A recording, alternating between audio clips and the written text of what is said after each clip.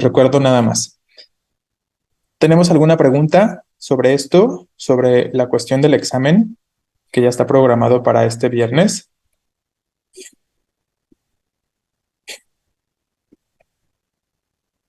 Bueno, entonces terminamos estas tres últimas oraciones, como les estaba diciendo. Entonces les voy a compartir la pantalla y revisamos las últimas oraciones que nos faltaron del archivo. Nos quedamos con la que viene marcada con la número 19, si no me equivoco, ¿no? Esa fue la última que estuvimos revisando, esta de su angelical canto y música me cautivaron, ¿vale? Entonces, eh, partimos desde ahí, desde esa número 19. Vamos a revisar las tres últimas. ¿Qué pasa con la número 20? ¿Qué consideraron? ¿Está escrita correcta o incorrectamente? ¿Tiene concordancia o no concuerda? ¿Qué piensan de esta número 20?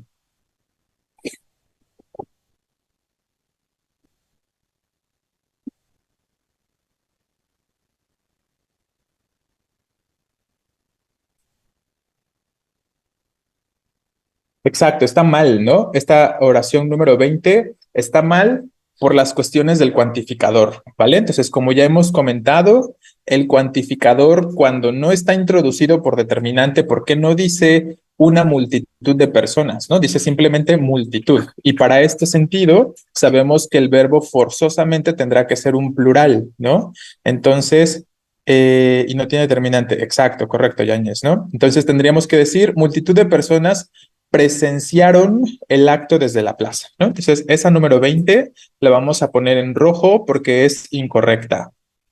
Ok, vamos con la 21 que dice, la mayoría de las personas salió aterrorizada de la escena del crimen. ¿Qué piensan de esta 21?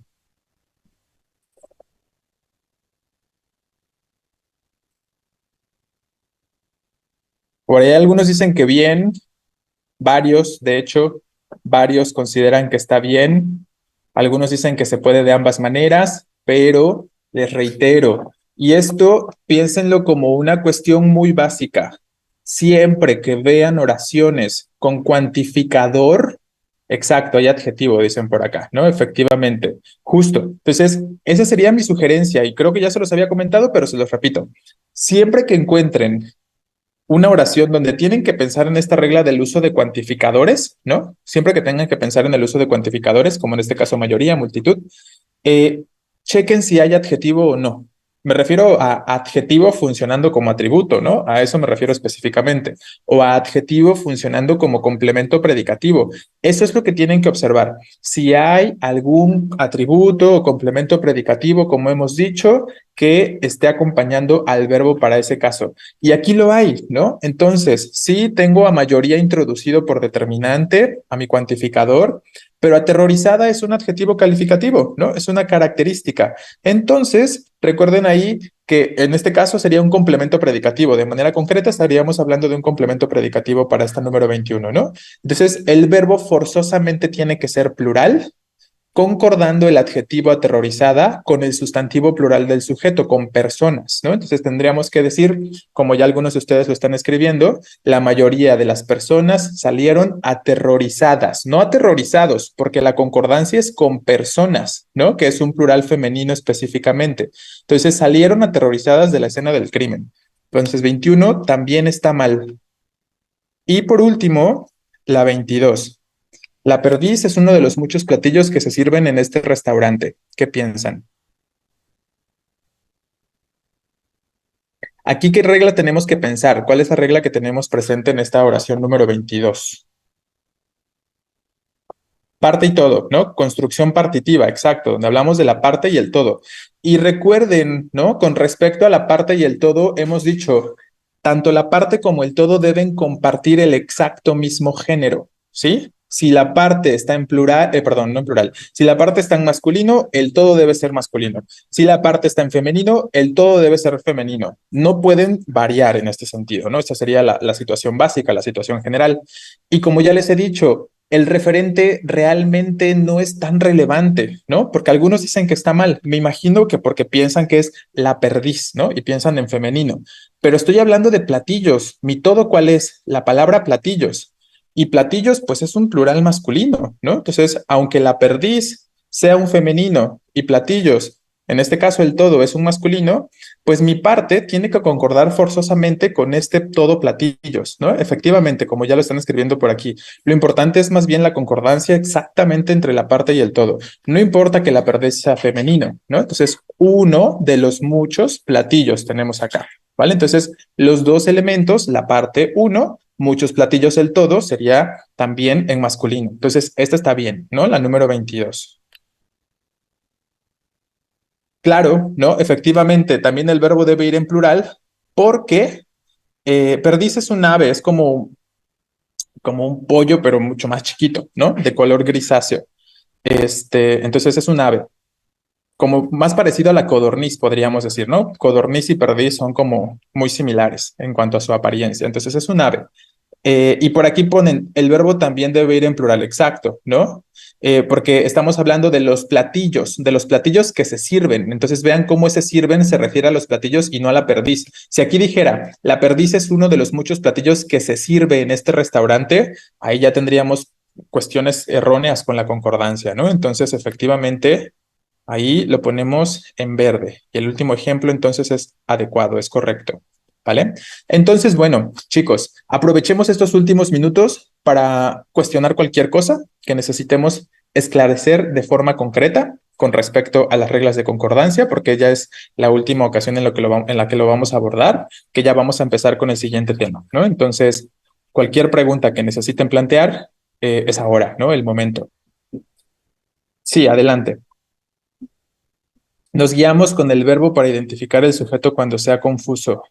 Pues es un elemento, ¿no? Pero ojo, recuerden que a veces puede no haber concordancia, ¿no? Entonces, ustedes piénsenlo. Me refiero a que si ustedes seguían nada más por o sea, imagínense aquí que dijera el verbo en singular, ¿no? Imagínense ustedes que aquí dijera sirve, en lugar de sirven específicamente. Este documento es PDF, creo que si no habría el Word, entonces no lo puedo modificar, perdón. Pero entonces supongamos que aquí dice sirve, ¿vale? Entonces, ¿cuál sería el problema con respecto a esto si aquí dice sirve?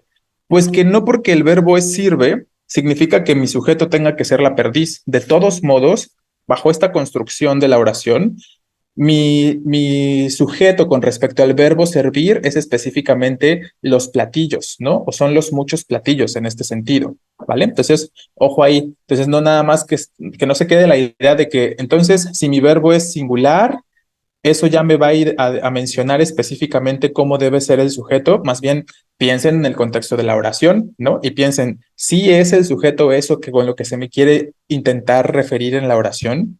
¿Me explico? Esa sería más la cuestión en este sentido, ¿vale? A ver, entonces, esa sería con respecto a esa pregunta. ¿Qué más ponen por acá? ¿Personas y también países son propios?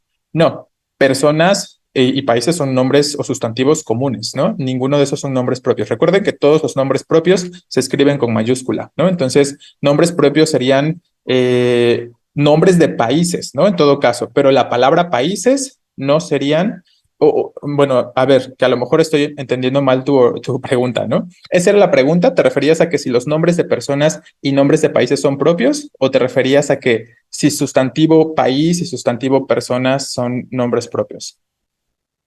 Nombres de países. Ajá, ok. Sí, efectivamente, ¿no? Nombres de países son nombres propios y entonces se tendrían que escribir en mayúscula, igual que los nombres de personas. Aunque recuerden que también hay sustantivos comunes que pueden tener nombres propios. Me refiero a nombres de calles, nombres de zonas geográficas, de ríos, de lagos. Esos también serían nombres propios, también se tendría que escribir en mayúscula el nombre propio, ¿no? Específicamente, ¿vale? De obras literarias, exacto, también ahí tendríamos estos referentes o estos aspectos. Entonces, sí, todas esas cosas, marcas también, efectivamente, pues sería el nombre de una marca específicamente. Entonces, si se dan cuenta que es el nombre de algo o de alguien, tendrá que ser en mayúscula. ¿Vale? Todo lo que está escrito por mayúscula es propio. Sí, pero pues ojo, ¿no? Eso es lo que deberíamos entender nosotros. Pero si nos ponen una oración donde el nombre propio me lo ponen con minúscula, yo debo saber identificar que eso es un nombre propio, ¿no? Y que por lo tanto tendría que estar escrito en mayúscula. Entonces, no nada más se trata de si me lo pusieron en minúscula, entonces no es nombre propio. Tengo que ver el contexto de la oración y determinar, ¿esta palabra es nombre propio o no? Y entonces saber si debe estar escrito en mayúscula o en minúscula, bajo esta idea. ¿Me explico? Bueno, dice, yo creo y bueno, ¿cuál es la cuestión con respecto a la primera oración? Perdón, porque aquí dices, lo pregunto por lo de la primera oración. ¿Cuál sería la cuestión con la primera oración? A ver, voy a regresar porque la verdad es que no me acuerdo cuál es la primera oración. Ah, Italia y Alemania. Claro, son nombres propios, ¿no? Son nombres de países. Entonces recuerden, esto que hemos mencionado aplica para cualquier nombre propio, perdón, ¿no? Cuando el adjetivo viene antes, aplica para cualquier nombre propio, ¿vale? Así es. Yo creo que aquí es más fácil aprenderse las reglas, el verbo sería más fácil para los complementos. Ajá, la situación del verbo sobre todo nos puede servir para identificar probablemente complementos y tal. Ok, Gómez, vale, efectivamente, ahí serían las ambiciosas Italia y Alemania, ¿no? Efectivamente, ¿va? Ah, creo que aquí ya ni les puse, ¿verdad? Bueno, lo hago. Voy a poner aquí al ladito, ya quítelos, a ver si lo puedo volver a poner. Ah, sí, miren, sí salió. A ver, entonces, les pongo cómo sería la forma corregida, si quieren. Entonces, sería aquí, presenciaron, ¿vale? En el segundo ejemplo, o bueno, no en el segundo, pero en la oración 21, la oración sería, o la forma sería, eh, salieron aterrorizadas, aterrorizadas. Y listo, esas serían las correcciones para esas oraciones 20 y 21. Y por ahí preguntaban, ¿cómo quedó la 19? La 19 tenía que ser su angelical, así como está, ¿no? Así como está es correcta, la 19. ¿Vale? Ok. ¿Alguna otra cosa? ¿Alguna otra pregunta sobre este tema de concordancia?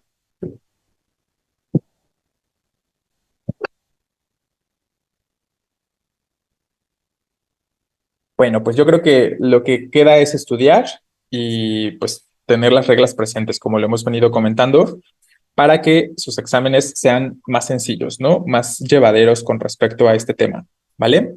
Bueno, pues listo. Quito esto y damos por terminado este tema. Sí, pues es un tema que vamos a ver en todas las instancias, ¿no? O sea, es un tema que, ojo, ya lo vimos en seminarios, de hecho, ¿no? En seminario ya vimos este tema de concordancia, ya pasó.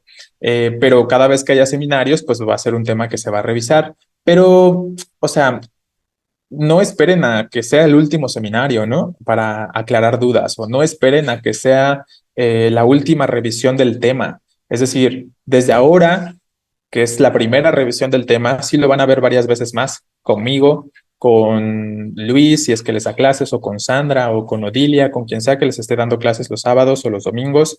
Si piden asesorías también, ¿no? Entonces, pero desde ahora yo creo que es importante que desde el principio vayan tratando de esclarecer lo más que se pueda, ¿no? Porque si no, se empiezan a juntar o a acumular las preguntas, se empiezan a acumular las dudas y algunos temas son consecuentes, ¿no? Algunos temas tienen relación directa con otros. Y si ya no entiendo uno, pues les digo, ¿no? De pronto los otros se van complicando un poquito. Entonces, por eso preferentemente, desde que vayan presentando estas dudas, plantéenlas, ¿vale? Bueno, lo quito. En promedio, ¿cada cuánto tiempo son los seminarios? Pues es que varía. La verdad es que no estoy seguro.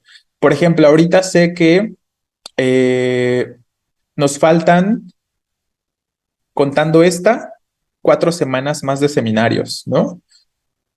Hay un periodo de descanso, son otras 6 semanas de seminarios, pero después de esa segunda ronda de seminarios, digamos, viene la parte del curso intensivo de diciembre, de invierno, y después de eso tal vez se retomen por ahí en febrero, a finales de enero, principios de febrero probablemente. Entonces, solo sé que están programadas cuatro sesiones de seminarios a lo largo del curso, pero no recuerdo exactamente cuáles son las fechas, ¿no? Entonces, esa sería la situación. Entonces, duran 6 semanas, ¿no? Duran 6 semanas los seminarios. Entonces, pues ya por ahí lo pueden ir calculando ustedes. Y ojo, ¿no? Ahorita, por ejemplo, este primer seminario es el más complicado. Me refiero complicado tanto para mí o para sus profesores que se lo estén impartiendo a ustedes. El primer seminario siempre es el más complicado y también es el más complicado para ustedes. ¿Por qué creen que es el más complicado? Porque en realidad el seminario, como se comentaba, tiene la intención de ser un repaso, ¿no? Un repaso de temas. Entonces, ¿cómo voy a repasar un tema que ni siquiera he visto, ¿no? Entonces, ahí es donde se complica siempre el primer seminario. Entonces, aparte de que apenas se están acostumbrando al ritmo del curso, exacto, aparte de que se están acostumbrando al ritmo de las cuestiones de sus clases, si es que están en clases todavía. Entonces, todos esos aspectos obviamente influyen, ¿no? Pero claro, efectivamente les sirve como para por lo menos tener este primer acercamiento, ¿vale? Entonces, pues esa es la cuestión. Yo sé que para algunos de ustedes o algunos de ustedes quisieran que los seminarios fueran así como de, no, es que hay que verlo detalladamente y con mucho detenimiento. Simplemente no hay tiempo, ¿no? Simplemente no hay tiempo para eso.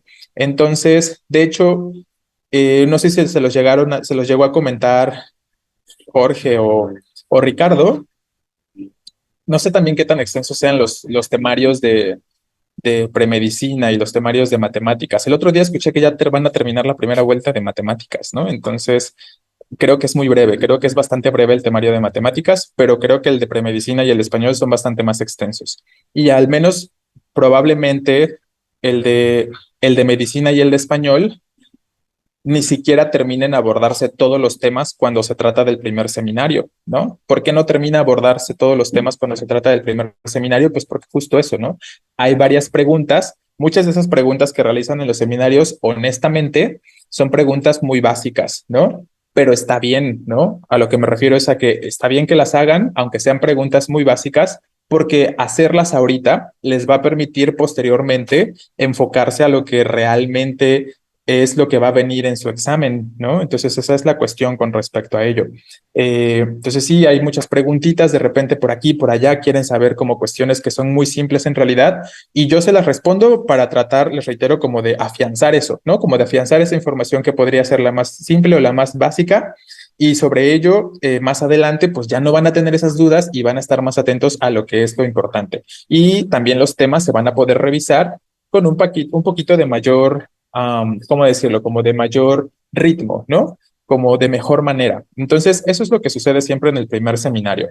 Les cuesta trabajo, les está costando trabajo a varios de ustedes, pero bueno, lo importante es que van adquiriendo información nueva y que ojalá que la aprovechen, ¿no? Por ejemplo, están las diapositivas y es un elemento que les puede servir para estar estudiando constantemente, ¿no? El hecho de que les dejemos por ahí diapositivas, creo que todos lo hacen.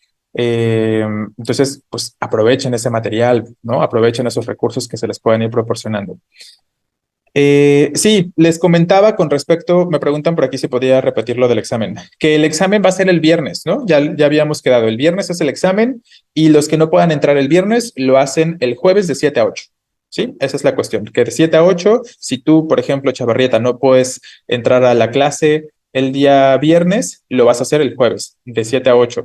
Ahí les voy a dejar el link en Classroom. Y los que sí puedan entrar a la clase, ese día entonces se hace, el día viernes.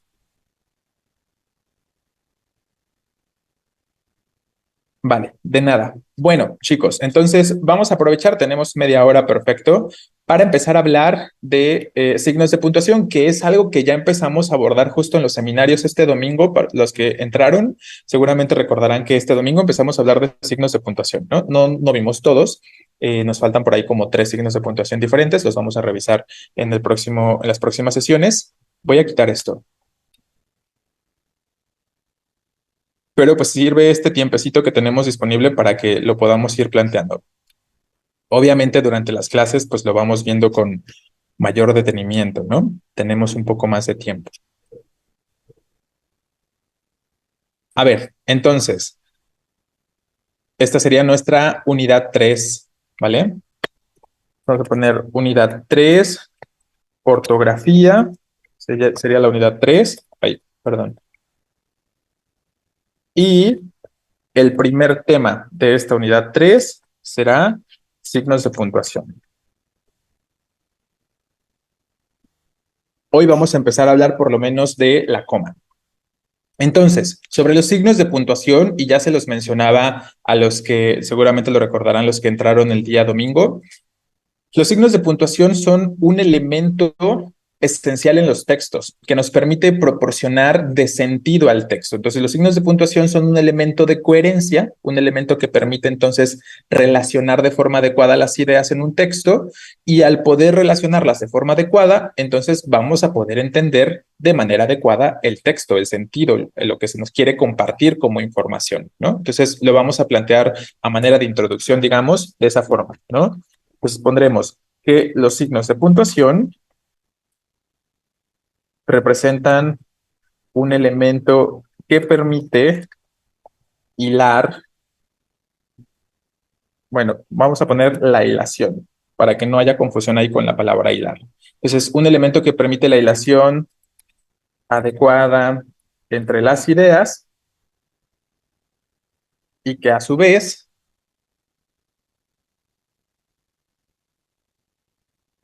permite también la correcta comprensión y coherencia del mismo, ¿vale?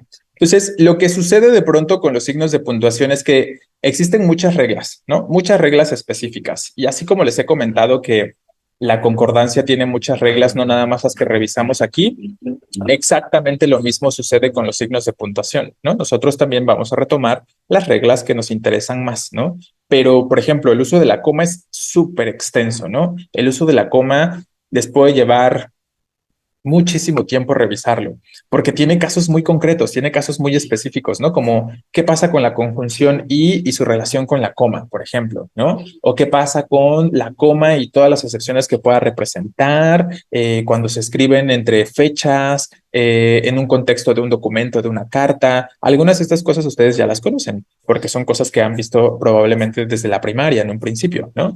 Pero pues nos enfocamos obviamente a retomar lo que viene en sus exámenes, lo que más nos puede interesar con respecto a ello, ¿vale? Entonces, sí, la coma es muy extensa en cuanto a su uso y pues yo creo que es uno de los signos de puntuación más complejos porque aparte de toda la cantidad de reglas que existen para el uso de la coma, también existen muchas cuestiones de elección propia, ¿no? Ya cuando ustedes sepan dominar los signos de puntuación, como ya conocen todas las reglas, se pueden permitir usarlos de forma estilística, ¿no? Estos signos de puntuación. Entonces, eso es también algo que vamos a comentar aquí con respecto a los signos de puntuación.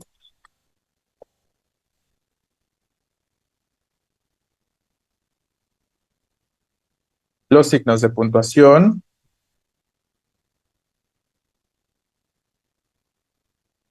representan un gran conjunto de reglas,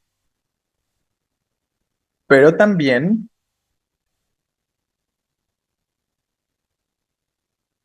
presentan usos estilísticos. Por estilísticos me refiero a que son más libres en este sentido, ¿no?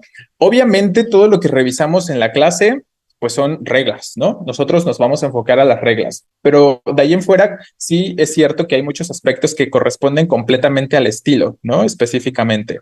Entonces, esa sería la cuestión con respecto a las comas específicamente y en general a los signos de puntuación, que tienen esta situación en la que están representando este contexto en el que lo podemos usar de forma muy libre en muchos casos, siempre y cuando respetemos las reglas que son básicas, ¿no? Todas las reglas que vamos a mencionar siempre se van a tener que cumplir y de ahí en fuera, pues hay bastante libertad en cuanto a su uso, ¿vale? Me distraje un poco porque me estaban escribiendo aquí que sería unidad 4 y es cierto, ¿no? Porque la unidad 1 fue categorías gramaticales, unidad 2 fue la oración, unidad 3 fue concordancia, entonces eso es cierto. Es más bien la unidad 4, perdón. Y ponen, hilación se escribe sin H, creía que era con H. No, hilación es sin H. Ya cuando lleguemos a ese tema, dentro de este tema de ortografía, vamos a hablar del uso de grafías, ¿no? Y más que yo darles una serie de reglas, pues se van a encargar ustedes de estudiar ciertas reglitas que les voy a compartir y ahí vamos a entender un poco por qué hilación no lleva H, ¿no? Ojo, hilación no tiene que ver bajo este contexto no tiene que ver con hilo, ¿no? Si tuviera que ver con hilo específicamente, lo escribiríamos con H, ¿no? Bajo esta idea. Pero hilación aquí refiere como a conexión. Y entonces ese sentido de hilación se escribe sin H, ¿va? Entonces, así como está escrito, está bien. Por eso les quité la palabra hilar, porque hilar justo como hacer un hilo, que es lo que correspondería a la palabra hilar, eso sí sería con H en concreto, ¿vale? Pero hilación como la conexión de ideas, que está lo que estamos mencionando aquí, sin H, ¿vale? Bueno, entonces eso sería la situación introductoria o generalizante con respecto a los signos de puntuación. Y vamos a iniciar con el inciso A en este caso, que sería la coma, que es de lo que estábamos hablando, ¿no? Entonces, este signo de puntuación, la coma, es el más común, es el más habitual. Yo creo que cuando llegan a usar signos de puntuación ustedes es el que seguramente como mínimo usan, ¿no?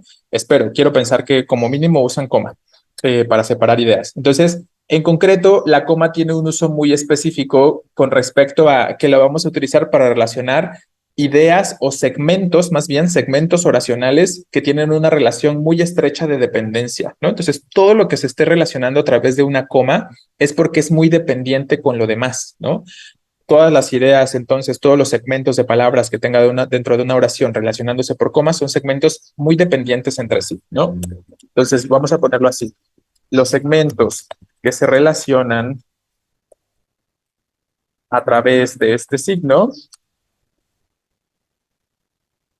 tienen una amplia, no, estrecha, vamos a decir, relación de dependencia, ¿vale? Esa sería como la generalidad, digamos, sería la generalidad con respecto a la coma, que pensemos que todos los grupos de palabras o los segmentos oracionales que se estén relacionando a través de este signo van a presentar una relación de dependencia muy estrecha, ¿vale? Eh, Claro, efectivamente, ¿no? Por aquí ponen, es casi imposible leer un texto sin comas, no se entiende el contexto, efectivamente, ¿no? Eso es algo muy habitual. Las subordinadas, por ejemplo, muchas de las oraciones subordinadas, que si lo piensan, las oraciones subordinadas, este, pues usan esos nexos subordinantes, ¿no? Que ahorita vamos a mencionar, o si no, ahorita mañana hablaremos de esa coma conjuntiva, que la coma conjuntiva justo se usa en esos contextos, cuando estamos relacionando una parte principal o que tiene mayor totalidad de sentido con algo dependiente, con algo subordinado, justo, ¿no? Cuando usamos los nexos consecutivos, cuando usamos los nexos causales, que todas esas ideas son finalmente subordinadas, dependientes, ¿no? Y nos expresan eso, dependencia. Entonces ahí lo podemos ir notando. Y entonces vamos a ir señalando usos específicos, ¿no? Ahora sí, vamos a poner así. Usos específicos de la coma, iniciaremos con la coma parentética, ¿vale? ¿Qué pasa con la coma parentética? Ojo, vean esta relación con la palabra paréntesis. La coma parentética se usa de la misma forma que un paréntesis, ¿no? De forma muy básica, digamos, de forma muy esencial, cumplen en esencia la misma función. Efectivamente, ojo, obviamente los paréntesis tienen también otras funciones, ¿no? Los paréntesis también se pueden utilizar de otras maneras, pero el uso más esencial de los paréntesis, que es el de introducir información aclaratoria o información explicativa, digamos, se comparte con respecto a este tipo de comas. Por eso se llaman así, ¿no? Comas parentéticas. Entonces, vamos a señalar tal cosa. Sobre la coma parentética, diremos justo, eh, introduce información aclaratoria o explicativa. Sí, adelante, coronel, con la pregunta. Entonces, introduce información aclaratoria o explicativa que permite ampliar el contexto del enunciado, pero que realmente no representa información que sea indispensable, ¿no?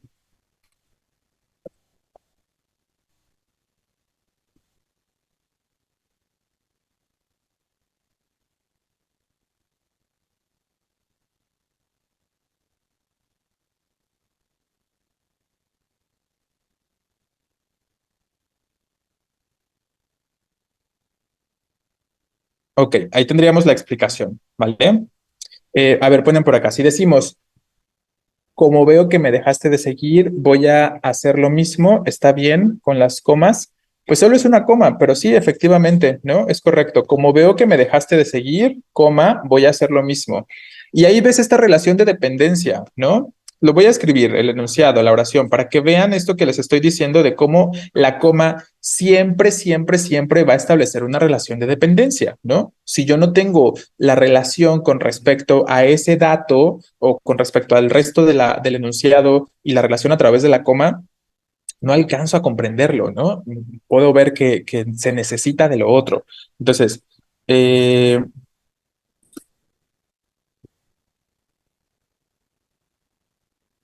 agregaste un adiós ahí, ok. Bueno, yo voy a escribir primero la primera parte que tú habías escrito.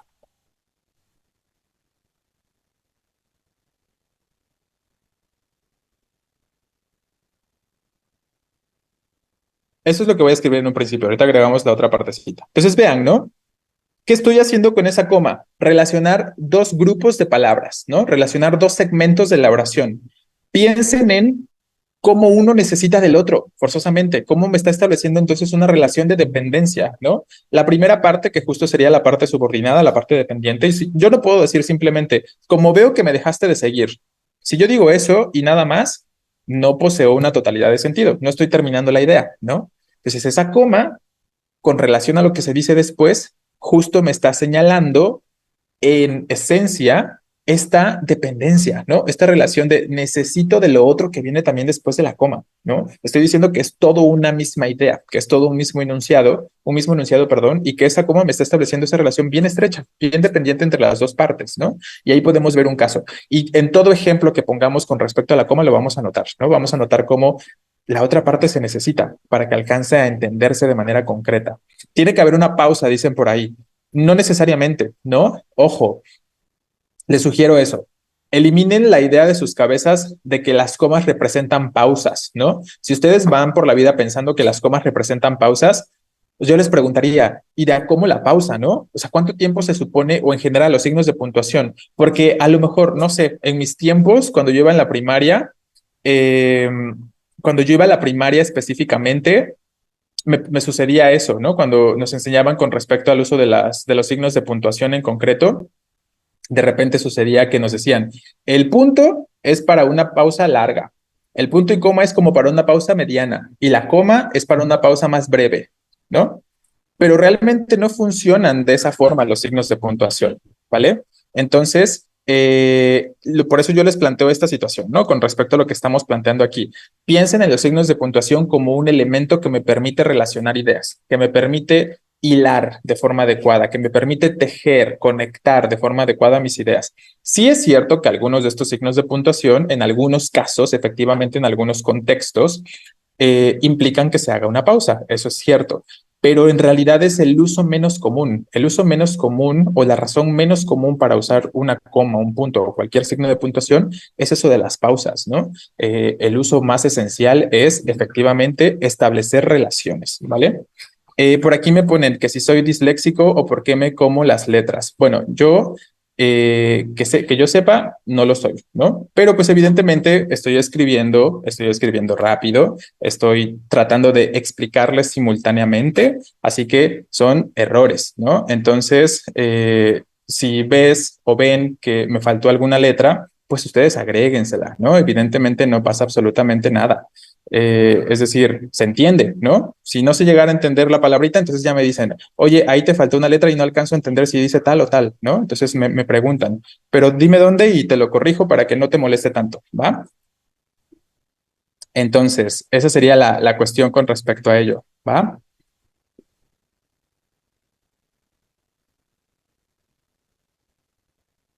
Quien nos enseñas nos aplicará examen esta semana. Ok, a ver, espérenme que hay muchos mensajitos y no alcanzo a leerlos todos. Entonces debes buscar esa parte de la oración que puedas quitar y no se pierda el sentido de toda la oración. Más que, o sea, no se trata necesariamente de esa cuestión, Rodríguez, ¿no? O Javier, sino simplemente de pensar lo que les planteo. La coma nos establece una relación de dependencia y aquí lo podemos ver en este segmentito, ¿no? O en este ejemplo en concreto. Podemos observar tal situación, ¿vale? Como si yo uso coma, estoy indicando que las dos partes se necesitan, ¿no? O que por lo menos una parte necesita de la otra dentro del enunciado, ¿vale? Esa sería la cuestión. A mí en la primaria me decían que las comas y puntos eran para una pausa para tomar aire. Exacto, ¿no? Ese tipo de cosas son las que les digo que pues hay que eliminarlas un poquito. porque no funcionan de esa forma los signos de puntuación. Les reitero, en algunos casos sí, pero son pocos los casos en los que nos van a señalar pausas. Por ejemplo, con la coma vocativa, que probablemente ya no nos da tiempo porque, sí, yo creo que sí nos da tiempo ahorita hablar de la coma vocativa. Con respecto a la coma vocativa específicamente, esa sí señala pausas, ¿no? Cuando tengo una coma vocativa, lo habitual es hacer esta pausa para que no se confunda la cuestión del sujeto con el resto de la oración y este tipo de aspectos, ¿no? Entonces, les reitero, hay contextos en los que sí se señalan pausas, pero son los menos, ¿va?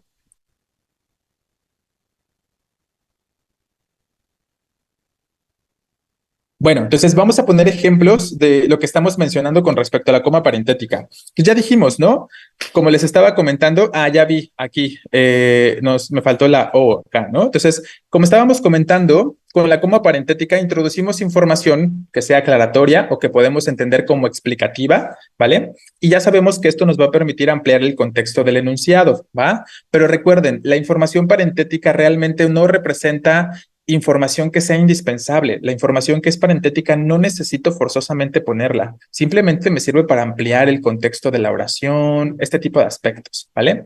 Pero si lo quitáramos, si lo elimináramos, no pasaría absolutamente nada. La oración se seguiría entendiendo sin ningún problema, ¿va? Entonces voy a ponerles aquí un par de ejemplos. Ya algunos de ustedes están compartiendo algunos. Entonces también retomo de esos que me estén hoy. Eso fue todo. Qué bueno que lo pude recuperar porque de repente cuesta trabajo volver a plantear el texto, a recuperarlo. Entonces, veamos estos casos. Ahí tenemos uno de Torres, la vi llegar, más bella que nunca, a la casa de sus padres. Esa no es una oración que yo les puse en las diapositivas, me suena muy familiar. La vi llegar más bella que nunca a la casa de sus padres, ¿vale? Entonces, ahí tendríamos esto. Observen cómo en posición intermedia, en este caso, estamos introduciendo información que es extra, ¿no? Como les decía, si elimináramos ese grupito de palabras que se encuentra entre comas, absolutamente nada pasaría, ¿no? No representaría ningún problema. Podríamos decir simplemente, la vi llegar a la casa de sus padres, ¿va? Entonces, en este caso, más bella que nunca, pues es un dato extra. Realmente no necesito decir que la chica lucía más bella que nunca. Lo importante es decir que la vi llegar a la casa de los papás y listo, ¿no? Eso sería realmente lo relevante con respecto a este enunciado. Pongamos alguno otro. Funciona tu ejemplo, Ortiz. El licenciado Roberto,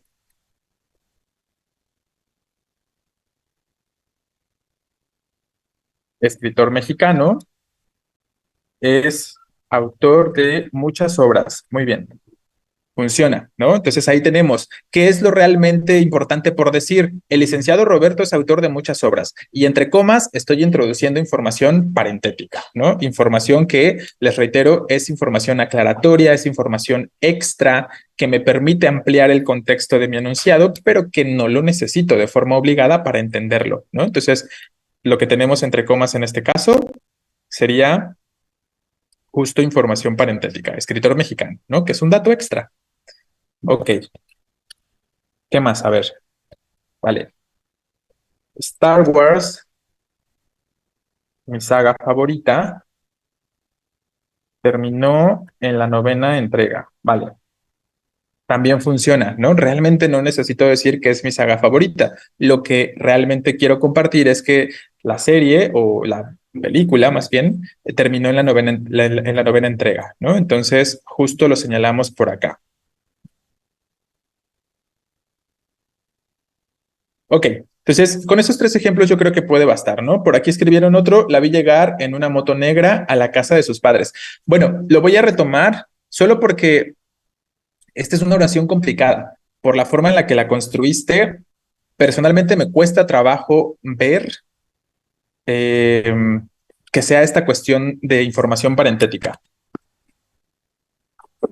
¿Ustedes qué pensarían? ¿Sí podríamos entender como información parentética este segmento? La vi llegar en una moto negra a la casa de sus padres.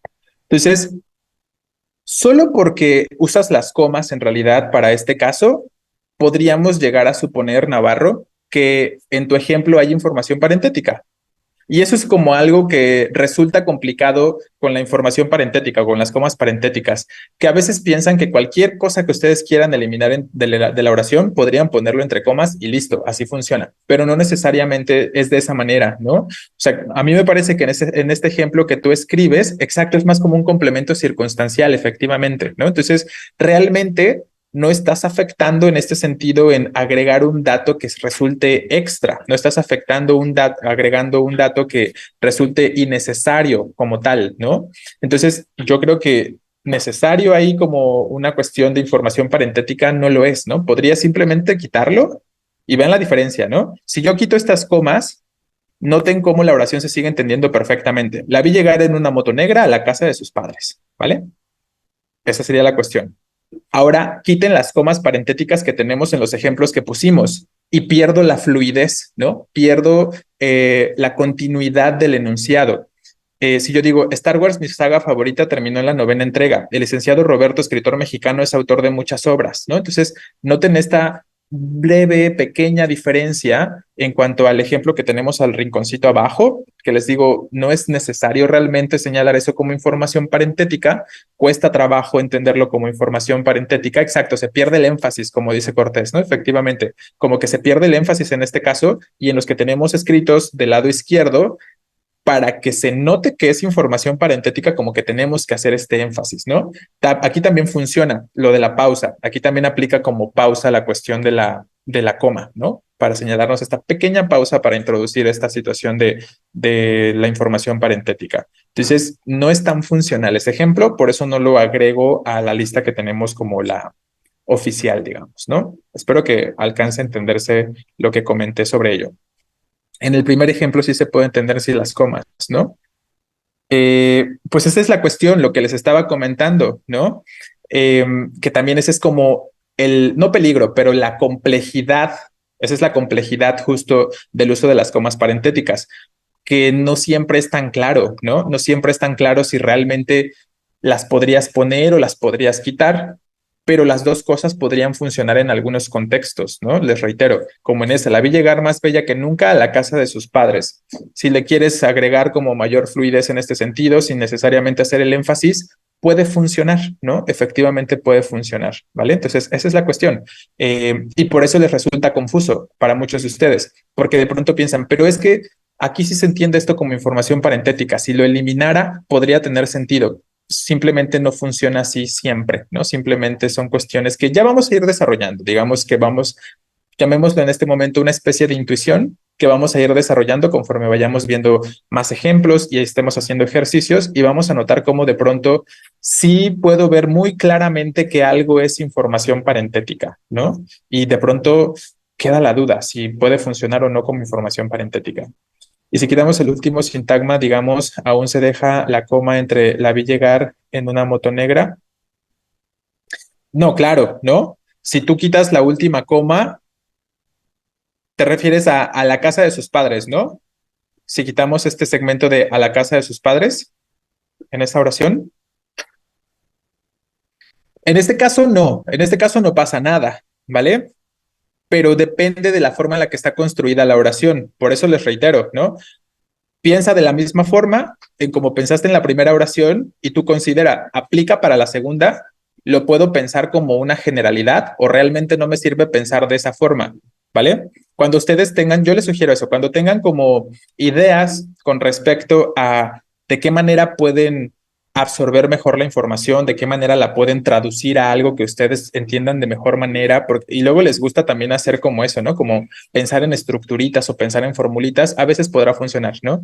Entonces, en ese caso funciona. Si yo digo, la vi llegar más bella que nunca, no tengo ningún problema si quitara el resto, ¿vale?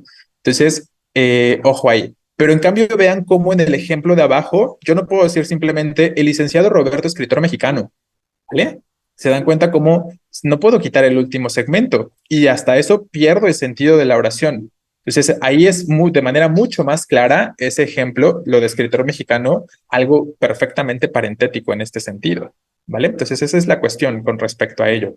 También depende del contexto que le quiera dar uno. Exacto, también depende de eso y ahí es ahí donde entra lo estilístico, ¿no? Donde entra lo estilístico es justo donde qué énfasis le quiero dar, cuál es la impresión que le quiero dar al enunciado, qué cosa quiero hacer resaltar, qué cosa quiero hacer notar más y es ahí donde entra la parte estilística. Pero les reitero, ahorita no nos vayamos por las cuestiones estilísticas, pensemos simplemente en las cuestiones que tienen que ver más con las normativas o con las reglas específicas, ¿vale? Entonces, esa sería la cuestión. Y volviendo a tu pregunta de si necesito dejar la coma, pues para ese caso ya no, ¿no? Porque si tú quitas esto que viene después, realmente ya no se entiende que estés agregando o introduciendo información extra o parentética, sino que está simplemente continuando con el enunciado, ¿no? Al decir la vi llegar más bella que nunca. Y si esa es la idea que quieres dar, pues quitas la coma, ¿no? Obviamente la última se tendría que ir, pero tendrías que quitar la coma después de llegar, ¿vale? Ese sería el sentido. Sí, queda más o menos claro entonces el uso de la coma parentética. Simplemente pensémoslo como se los acabo de comentar. Me sirve para introducir información aclaratoria, ¿no? Me sirve para introducir algún dato extra que no sea tan necesario para entender el enunciado, que realmente no sea necesario, y que si lo quitara, la oración se sigue entendiendo, ¿vale? Esa es la cuestión básica con respecto a ello, de que va a haber muchas cuestiones que pueden variar o diversificarse o que pueden representar cuestiones excepcionales y tal, siempre se va a presentar. Y sobre todo en los signos de puntuación. Créanme que en los signos de puntuación es donde más cuestiones excepcionales podríamos pensar. Ah, y eso me hace pensar, también funciona, ¿no? Por aquí me preguntan, ¿y si pusiéramos más bella que nunca al final, igual funciona? Ah, esa es otra cuestión. La información parentética la podríamos poner donde querramos. La podemos poner al principio, en medio. Lo más habitual es que se ponga en medio de la oración, pero podría venir al principio o podría venir al final. Si la ponemos al principio o al final, habría, breves diferencias, ¿no? O breves cambios en esta idea, como cuántas comas uso, por ejemplo, ¿no? Podríamos decir, más bella que nunca, déjeme esto lo extiendo un poquito más, coma, la vi llegar a la casa tal, ¿no? Ahí sería la cuestión. No, es lo que justo estoy comentando, Lastra, ¿no? No es obligatorio que venga en medio, es lo común, ¿vale? Es lo que les estoy comentando. Entonces pongamos atención a esto. La información parentética comúnmente viene en medio de la oración, pero realmente lo que es parentético, como finalmente es un dato aleatorio, un dato extra, lo puedo poner al principio, lo puedo poner al final. El punto es que lo voy a separar, ¿no? Lo voy a separar de todo lo demás que considere que es la oración principal. A la información aclaratoria o a la información parentética la tengo que separar del resto de la oración, como en este ejemplo, ¿no? Más bella que nunca. Eso sigue siendo mi información parentética. Coma. La vi llegar a la casa de sus padres, ¿vale? O al final lo podemos mandar. La vi llegar a la casa de sus padres, coma, más bella que nunca. ¿Me explico? Entonces, esa es una realidad con respecto a la información parentética y a las comas parentéticas. Lo habitual es que esté en medio, pero podría aparecer al principio, podría aparecer al final. Una cuestión similar al vocativo. Para los que estuvieron el domingo, piensen en el vocativo. Entonces funciona similar a ello, ¿no? Depende de dónde esté el vocativo, entonces lo mismo acá, depende de dónde esté la información parentética, será si pongo dos comas o si pongo una después o si pongo una antes. Esta es la situación. Claro, y sigue siendo información parentética, sigue siendo información que podríamos eliminar y que no pasa absolutamente nada, efectivamente, sin importar dónde se encuentre. Es correcto. ¿Y cómo identificamos cuál es la oración parentética, así en concreto? A ver, la información parentética sobre todo es información, pues en concreto, que tú lo puedes eliminar, ¿no? Específicamente. A ver, compañera, Armenta, y los que tengan la misma duda, ¿por qué no puedes pensar que la vi llegar es información parentética, que no es indispensable, es correcto? ¿Por qué yo no puedo suponer en la primera oración que la vi llegar es información parentética para todos? Porque sí lo necesito, ¿no? Porque ahí viene el verbo principal, exacto, porque trae al verbo ahí atravesado, ¿no? Y es el verbo principal. Entonces, chequen eso, eliminen la parte de la vi llegar y diríamos nada más bella que nunca a la casa de sus padres.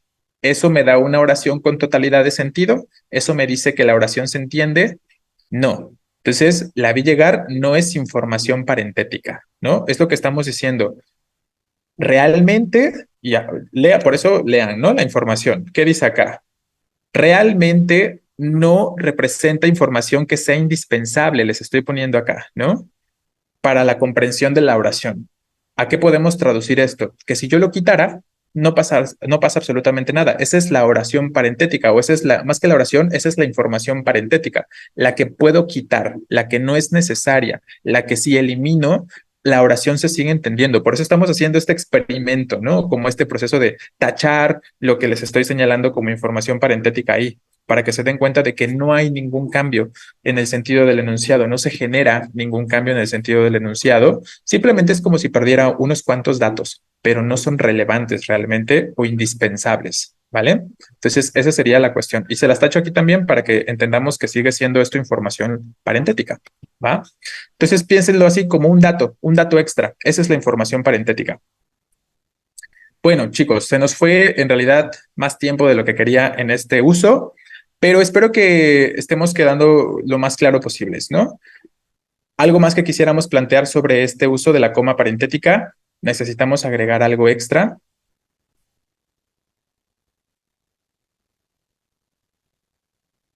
Pues mañana yo creo que vamos a terminar de hablar de los usos de la coma en su totalidad. Ese sería el objetivo. Vamos a hablar, pues mañana vamos a plantear todas las demás comas faltantes. Vamos a continuar con la coma elíptica, con la coma vocativa, con la coma conjuntiva, con la coma hiperbática. Y luego también vamos a hablar de los usos que no son válidos en ningún contexto de la coma, ¿no? Como esas cosas más particulares todavía, digamos, ¿no? Como usos más específicos todavía. Entonces, esa es la cuestión. Los vamos a tratar de abordar todos para el día de mañana, pero por lo pronto nos quedamos con esto. Quédense con la idea de que la información parentética es información extra, un dato que realmente no necesito, que podría eliminar y que la oración se sigue entendiendo. ¿Vale? ¿Sí? ¿Queda claro, Armenta? Y los que puedan tener esa duda. Ok, bueno, entonces vamos a dejarlo aquí. Terminamos por el día de hoy y para mañana continuamos con los usos, ¿vale? No les haga caso que nada más se quejan como si ellos fueran perfectos, escuchan mal preguntando eso, usted no se preocupe. Gracias, Díaz. Gracias por el mensaje.